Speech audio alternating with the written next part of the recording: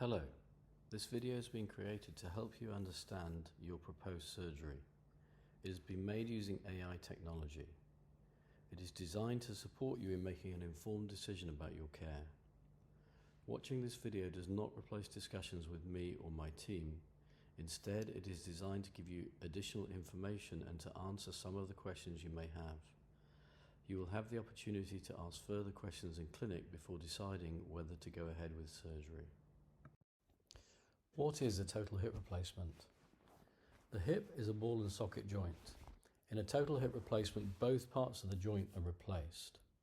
First, the damaged ball at the top of the thigh bone is removed. It is replaced with a stem, which has an artificial ball attached. Second, the damaged socket in the pelvis is also lined with an artificial socket. These parts are designed to move smoothly together and to reduce pain. There are many different types and sizes of stems available. Part of the planning process is choosing the implants that best fit your individual anatomy and that is most likely to give you the best possible outcome. The socket components are more standardized than stems, but still need to be the correct size. Our aim is to give you a hip that feels as close to normal as possible. It is also very important that the implants are positioned accurately for you as an individual. The detailed imaging we perform during your planning allows us to decide very precisely where the implant should be placed. We also use 3D images in the operating theatre and custom-made surgical guides which help us place the components exactly where we plan them to be. Why might this surgery be recommended? A total hip replacement is usually considered when hip pain is severe or persistent.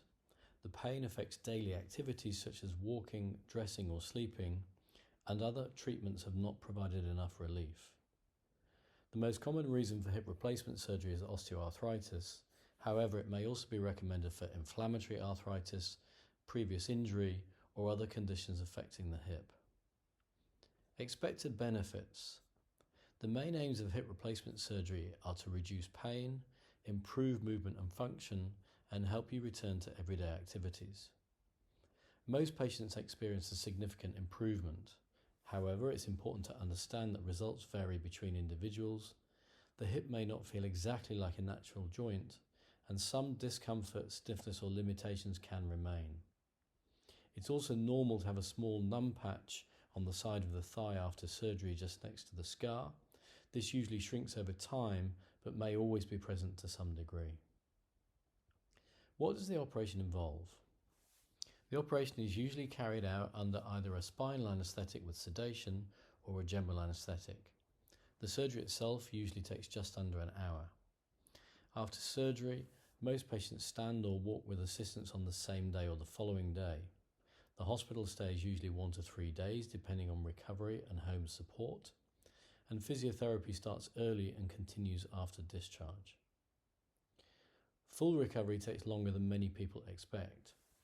Although most patients are walking independently without aids by 3 to 4 weeks and return to normal day-to-day activities by around 6 weeks, strength, stamina and coordination continue to improve over time. We know that patients continue to improve for at least a year after hip replacement surgery. Risks and complications. All operations carry risks, and it's important that you understand these before consenting to surgery.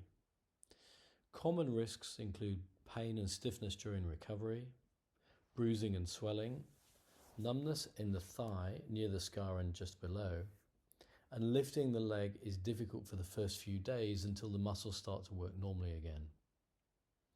Less common but more serious risks include infection in the wound or the joint. This is uncommon and in my practice affects fewer than 0.5% of cases. Blood clots in the legs or lungs. This is also uncommon. We prescribe aspirin for 4 weeks after surgery to help reduce this risk. If you normally take blood thinners, we'll make a plan with you to stop them before surgery and then normally restart them within 48 hours of the operation. Dislocation of the new hip joint. This is very uncommon, and after an anterior hip replacement, there are no specific restrictions on movements after surgery. Changes in leg length. This can happen, but is very unlikely as a result of the detailed planning process that we use. Nerve or blood vessel injury and fracture of the bone during or after surgery can happen, but again are very uncommon. Longer term risks include wear or loosening of the joint and the need for further surgery at a later stage. Modern hip replacements, however, are expected to last 25 to 30 years.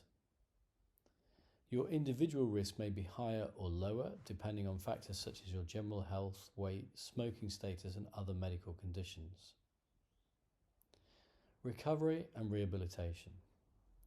Recovery is gradual and requires your active participation.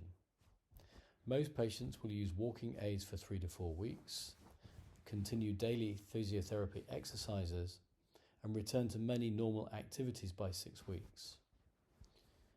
Full recovery can take up to 12 months. Some high-impact activities may not be recommended after surgery. Most patients shouldn't drive for 6 weeks after right-sided surgery and 4 weeks after the left. Making your decision. It's important that you understand the benefits and risks, have had your questions answered, and feel you have had enough information to make a decision. You can take time to think about this and discuss it with your family, carers, or your healthcare team. You may also choose to delay or decline surgery. Next steps.